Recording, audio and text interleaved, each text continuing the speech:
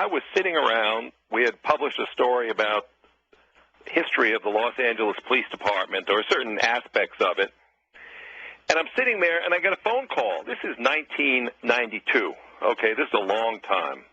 Some of your listeners probably were still in grade school then. 1992, I get a call, older man. He says, "You left something out." What do you mean we left something out? You didn't mention the gangster squad. This had been talking about certain areas of the LAPD. I said, "The gangster squad, how do you know about that?" And he paused and said, "Well, I was on it." Well, I'd never heard of a gangster squad, much less a guy calling me in saying he was on it. And I basically said, "What are you doing tomorrow afternoon? I'll be in your house." And the next day I was in the living room, or then a couple of days later, of this long retired LAPD Sergeant, Jack O'Mara, who had been part of the original 8 members of this squad formed right after World War II. I mean, all these guys were classic children of the Depression. They all fought in the war. They came back to the LAPD where they'd been before.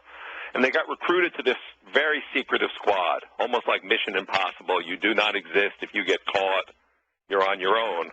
That was formed to basically scare these mobsters out of town, do anything it took. I mean, it was one of these times where Los Angeles had never had success going through, sort of following the rules and going through the channels. The first 50 years of the 20th century, when they eventually tallied every single mob killing, they had gotten a conviction in one of them, and that conviction had fallen apart. They got the wrong guy. So they'd gone 50 years without ever having a conviction in a mob killing. And they were just infuriated by these mobsters who kind of came from Chicago, New York, Cleveland, and made themselves at home in L.A., and they had recruited this fellow, Jack O'Mara, and some other very tough and clever cops for this thankless, secretive job of giving the hoods back some terror, giving them their own medicine, and drive them out of town, do whatever it takes, and that's the story. And after I'd spoken to O'Mara over the following years, I tracked down 9 other members of this squad, including all the surviving originals. One, the original bug man on the unit, would not talk to me for 10 years. And then one day he started answering questions too. And later on, through this time, I also made contact with some associates of Mickey Cohen, who was the main hoodlum in the story, the main target. And then there was one of Mickey's rivals was a fellow named Jack the Enforcer Whalen, kind of a one-man Irish gang. I guess it's not politically correct today to define people by ethnicities, but the gangs were defined by ethnicities. And Whalen kind of was a rival of Mickey Cohen, and in a shooting in the last days of the 1950s, literally ending an era, he went into a restaurant to confront Mickey and was shot between the eyes.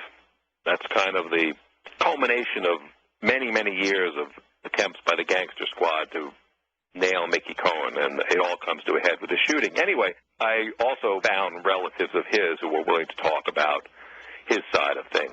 So that really was it, basically lining up the cast of characters, and then you have them tell their stories, and then you go, and I got thousands of pages of documents, because you never know when someone tells a story.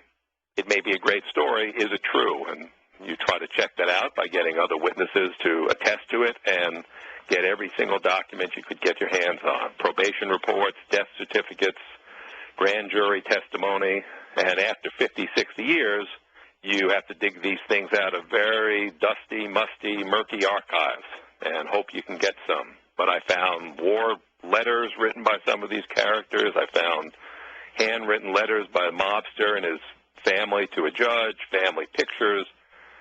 And, then you throw it all up in the air and hope it lands in one cohesive story and share it with your audience. You described the relationships not just with the gangster squad, but the gangsters themselves as being very convoluted as well. Well, I mean, they fight each other for control of lucrative rackets. And in earlier eras, they fought over, in L.A., for instance, they fought over fruit carts. I mean, we're talking about the turn of the century. And then they fought over liquor. I mean, Prohibition, there was huge dollars. And, we know what happened in Chicago, right? The fights over control of the liquor trades. Well, the same thing happened in Los Angeles, and that was the next phase of things. And then finally, the illegal gambling came in, the bookmaking, the racing wire services, and control of that became another reason to fight. And you had these crews, as I said, you had the traditional Italian mafia, led by a guy named Jack Dragna.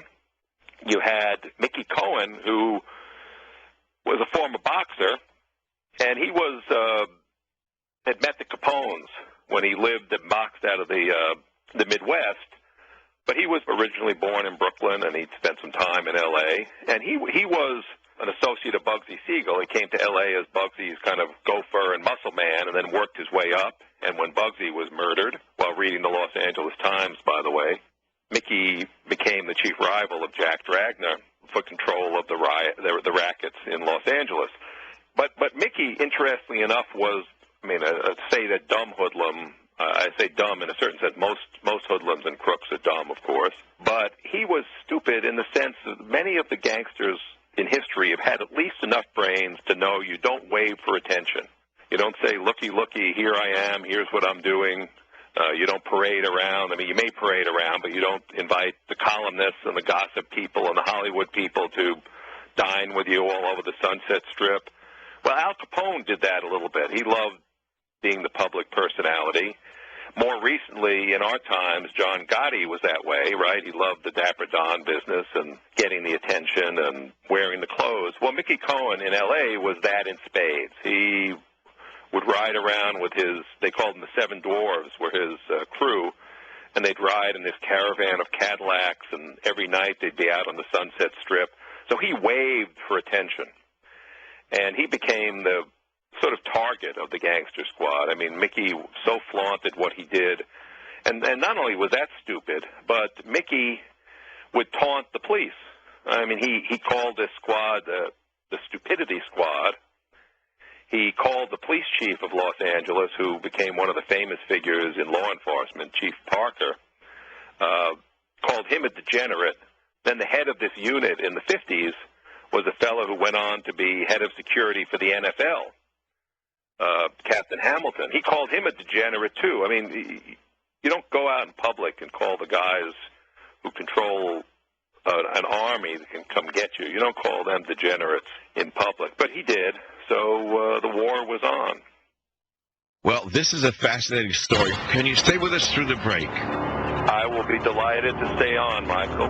I'll be right back. This is the Savage Nation. Savage. Hi, we are Armstrong and Getty. We're on every weekday morning from 6 to 10. He is a national treasure. He is Dr. Savage on Talk 910 KNEW.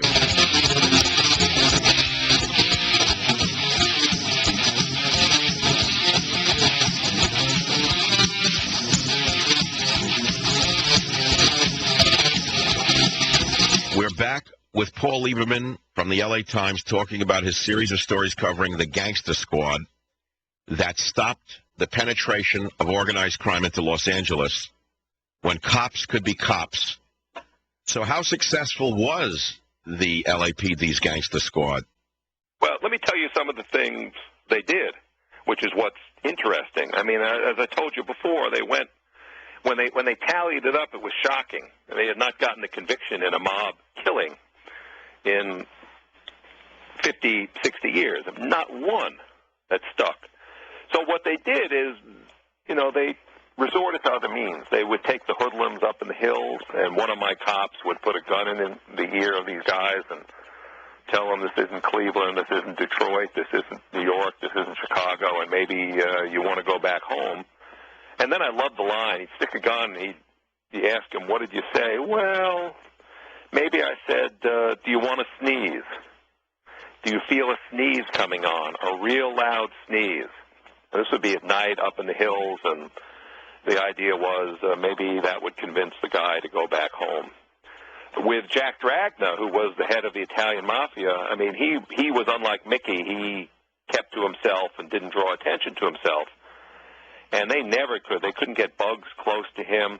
So what they did is they bugged the headboard of the bed of his mistress.